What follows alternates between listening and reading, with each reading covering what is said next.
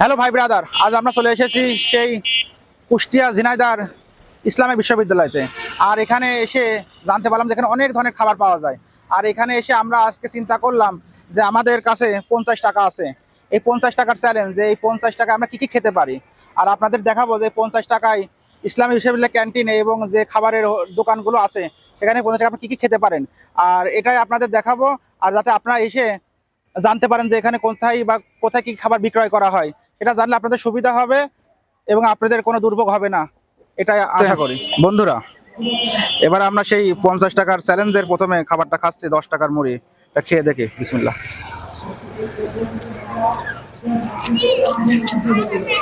মুড়িটা স্বাদ আছে, কিন্তু একটু হাতে রাখার কারণে মুড়িটা একটু উদাই গেছে। এখানে সেই মোল্লা মামার মুড়ি মাখানোটা 10 টাকায়, এটা ভালো আছে।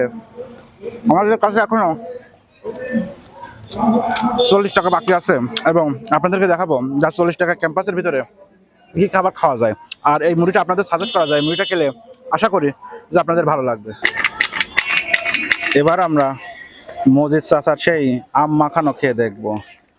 আসলে কাঁচা আম কিনলো, এখন আম পেকে যাচ্ছে গরমের কারণে, এই জন্য কপালের কাঁচা আম খাওয়া হলো না। এবার পাকা আম মাখানো খেয়ে দেখি আমরা এটা টেস্ট কেমন। চাচা সেই বয়ামে মুখ আটকাই দিয়ে সুন্দর করে ঝাঁকায় ঝাঁকায় সে আম মাখানোটা করছে। দেখা যাক আসলে খেতে কেমন লাগে। দেখতে তো আলহামদুলিল্লাহ ভালো লাগছে, এখন শুধু খাওয়ার সময়টা অপেক্ষা। আসলে দেখার সাথে সাথে খাবারের মানটা কেমন। এখানে অনেক কাঁচা আম আছে, বাট এই কাঁচা আমগুলো কাটলে সবই পাকা পাকা লাগছে। তাই এবার আমরা কাঁচা আমের পরিবর্তে পাকা আম খাবো, পাকা আম মাখানো খাবো। এখানে অনেক কাস্টমার আছে যারা অতিরিক্ত চাহিদা করছে এই মামার কাছে এসে। আপনারাও এসে একটু চাহিদা করবেন, তাহলে মামা আপনাদের চাহিদা পূরণ করবে। বন্ধুরা, এবার সেই পাকা আম মাখাটা খেয়ে দেখি যে কেমন লাগে। বিসমিল্লাহ। কাসুন্দির একটা সেন্ট আছে, ভালো লাগছে। তবে আমটা পাকা না হয়ে যদি কাঁচা হতো তাহলে আরো বেশি সুন্দর লাগতো। এই আম মাখানোটা 30 টাকার, 10 টাকার। আমাদের কাছে এখন 30 টাকা আছে। আমরা আরো খেয়ে দেখাবো যে 50 টাকাতে আর কি কি খাওয়া যায়।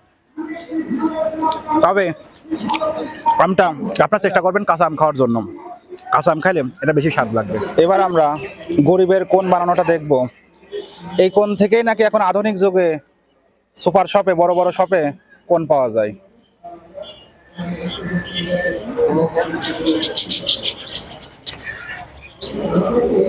আমরা সেই প্রকৃত ঐতিহ্যবাহী সেই কোন আইসক্রিম। বন্ধুরা, এবার সেই গরিবের কোনটা খেয়ে দেখবো যেটা স্বাদে গুণে কেমন। আসলে এখানে এসে জানতে পারলাম যে এটাই নাকি প্রকৃত আইসক্রিম, যেটাকে কোন বলে। আর এখন আমরা যেটা কোন বলে চিনি সেটা এখান থেকে উৎপত্তি। এই উৎপত্তির মাধ্যমে এখন বড় বড় দোকান, সুপার শপে কোন পাওয়া যায়। এবার আমরা সেই গরিবের কোন খেয়ে দেখি, বিসমিল্লাহ। ভালো আছে। সেই ছোটকালের কথা মনে পড়ে যাচ্ছে। আমরা অনেক ছোটকালে এই আইসক্রিমগুলো খাইছি। এখন হয়তো অনেক আইসক্রিম পাওয়া যায়, বাট তখন তো এত আইসক্রিম পাওয়া যেত না। তখন হয়তো এগুলোই ভ্যানে করে বিক্রি করতে আসছে, এগুলো খেয়ে দেখতাম। এবার একটু খেয়ে দেখি এই যে কোন জিনিসটা, সেটা সেটা আইসক্রিম অসাধারণ লাগে। হয়তো অনেকের পছন্দ নাও হতে পারে দাম কমের কারণে, গরিব বলে, কিন্তু এটা আসলে মানে ভালো আর এবং খেতে অনেক টেস্ট।